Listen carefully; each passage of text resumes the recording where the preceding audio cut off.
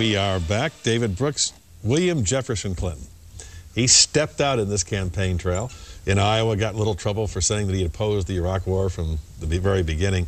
But in New Hampshire, at the end, his anger showed through.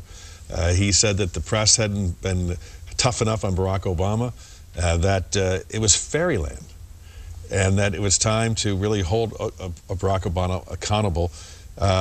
Donna Brazile, the Democratic strategist, said that she was depressed by the language he was using. Fairyland, referring to Obama as a kid. What's your sense of that? If Hillary Clinton had lost New Hampshire, we would be raking Bill Clinton over the coals, because he was awful. His attitude was condescending, nasty, mean, and it's only the upset victory that stomped on that story. And I thought his behavior in the last couple of days, but not only him, across the Clinton campaign, because they really don't have much respect for Obama. They don't think he's earned this. And so they were assaulting one with quotations that they think show Obama as a flip-flopper. I think those quotations were highly doctored and highly misleading, frankly. There was one Bill Clinton used, a 2004 quotation where Obama said, there's no difference between me and Bush on the war. Well, he was talking about a very specific policy of as they stand down, we stand up, about training Iraqi troops. But that was interpreted by the Clinton campaign as the entire war policy. And so I thought they were getting really tough, and it's just unbecoming to see a former president get in the gutter that way. And I just don't think his behavior has been that great. You know, the irony is when Bill Clinton talked about those comments and talked about other comments when Obama said on Meet the Press in 2004 that if he was in the Senate, he wasn't sure how he was going to vote, because I was asking him, he's giving the keynote, your position on the war is different than Kerry and Edwards.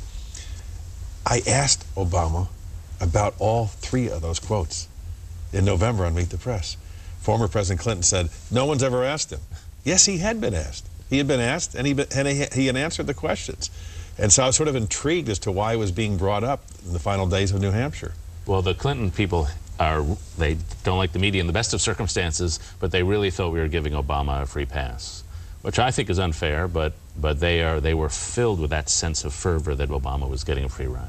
What's your sense, Susan? Bill Clinton, always a double-edged sword. I mean, undeniably popular with core Democrats who remember the 90s well, but of course he also reminds you of the 90s. And look what they did in the victory speech in New Hampshire. Bill Clinton was not there. It was Hillary Clinton standing in front of a group of young people who were massed behind her.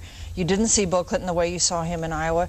I think the Bill Clinton we saw campaigning in New Hampshire was the Bill Clinton his aides often talked about at the White House, but who they didn't show publicly, which was somebody who saw you know, kind of whining, criticizing other people, woe is me. That's not something they showed when he was president, but there was no shortage of tell-all memoirs that talked about him doing that with his staff. We saw a little of that. Bill Clinton? Yeah, no, I agree with you, David. I think that if she lost, that would have been one of the things we were talking about, is how awful he was. I mean, I've always thought this was a contest for Hillary, of Hillary versus Clinton, and that, you know, every time he appeared was just never, it always reinforced Obama's message. And then he was doing it more, and then this lashing out.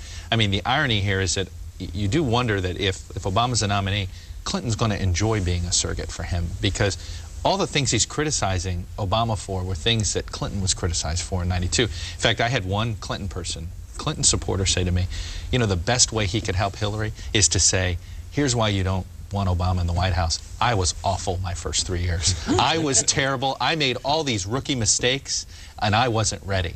Now, they say, he won't say that, but you know what? Never hear that, the irony is, the best way he could make the case against Obama's experience is by saying, you know what, I made a bunch of mistakes early. The parallel that reminds me of when George H.W. Bush, George Bush the Elder, looked at Bill Clinton, he saw a pissant who doesn't deserve this.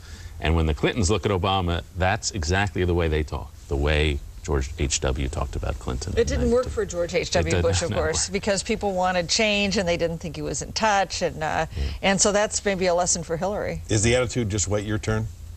I mean, that's not only the attitude among the Clintons, it's an attitude on the Bush administration toward Obama, and it's an attitude in the Senate. Now, a lot of this is envy. Who is this guy? He's been here, done very little, 10 minutes. And now he's a superstar. So they're envious. But on the other hand, there is a sense of people in Washington who've been working this a long time, that when you negotiate, say, an immigration bill, it's a tough negotiation. There's an inside game you have to master. And there are Democrats and Republicans who are upset with the way Obama handled the immigration bill. They thought he betrayed them to do a little showboating when they were working on that. And so there's a vestigial anger among that. This week in the Wall Street Journal, Karl Rove had a piece about mentioning Obama, extremely negative. Because let's face it, the people in the Bush White House think Hillary Clinton is better qualified to be president. Or do they prefer to run against her? I think it's genuine. They like Hillary Clinton.